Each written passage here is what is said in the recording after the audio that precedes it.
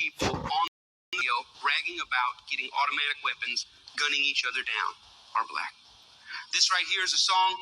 My pastoral vocabulary won't let me read the title, but I will read this. Catch a young black male not paying attention at the red light with your AK-47. Let me see you shoot it. You're a killer, you're a killer, you're a killer. You're a killer black male. Let me see you prove it. Why does this exist? I'll take it even further, because a lot of time racism exists in what we we don't know, what we don't see. Where are the white killers on the radio?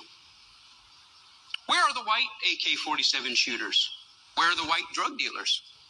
Where are the white people on the radio that brag about what it's like to murder witnesses before trial? The truth is they don't exist. And the question is why?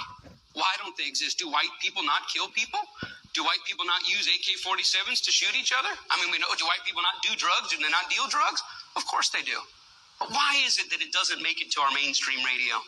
Why is it that we don't hear it hundreds of times a day in hundreds of cities across the nation, thousands of plays that say the idea that a black guy would kill another black guy is something to be celebrated, something to be romanticized?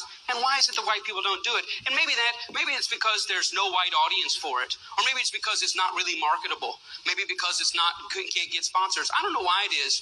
Or maybe it's because it's just not the white man's role. Or maybe when white people get up and talk about being drug dealers and AK-47 killers, maybe it's even sicker than that. Maybe when white people do it, they're accused of acting black. But if you want to know how comfortable we are with black murder, you just got to look at the marketplace. When you see this photo 1 week after Dr. King won the Montgomery bus court case, and they decided to eliminate the racist policies or the discriminatory policies. This is his picture. It was a great victory. And you know about the prejudice, you know about the discrimination, but right here on the front of the bus is the racism. Because racism exists in the unchecked and the unchallenged normal. My question is, 60 years later, what in the world is a Pepsi ad doing on the front of a bus company that makes black people sit in the back? What in the world is it doing there? I mean, did the Pepsi CEO look back on that today and go, yeah, that was a fail, shouldn't have done that? Are they ashamed? Are they ashamed that they would? Well, let me ask you this. Could they do it today? If I started a bus company in Jacksonville and said, I got this great thing, beautiful buses, I want Pepsi's name on it. They said, let's do the deal. I said, but the deal is gays, blacks, and Jews sit at the back. They couldn't put their name on that. Why? Because as American attitudes change, as American definitions change, as American norms change, guess who else has to change? The marketplace. There's certain things they could get away with when that type of thing was normal that they can't get away with now.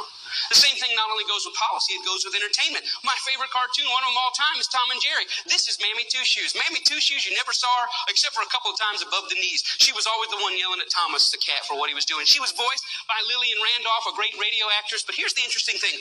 White entertainers create white entertainment. They carve out a black role, and the black role that they saw fit was to play this stereotypical black woman. That lasted up until in the early 50s, then huge protests broke out, and they said, you know what, we don't want to be portrayed like that anymore. And to this day, if you want to watch Tom and Jerry, you go home, you want to watch it on Netflix, you want to watch it on Amazon, this comes up on the screen. It says, what you're about to watch contains some racial stereotypes. They were wrong then, and they're wrong now. They were commonplace. We don't want to edit her out because that will make it like it never happened. We're going to put her in, but know that we know there's something wrong with this. Now, we don't have Mammy Two Shoes today. You can't get away with it. Nobody would put it out there. But we do have black people that get on the radio every day in white-owned companies, white-owned stations with white-owned sponsors that play the role of hypersexualized, hypercriminalized male. I asked these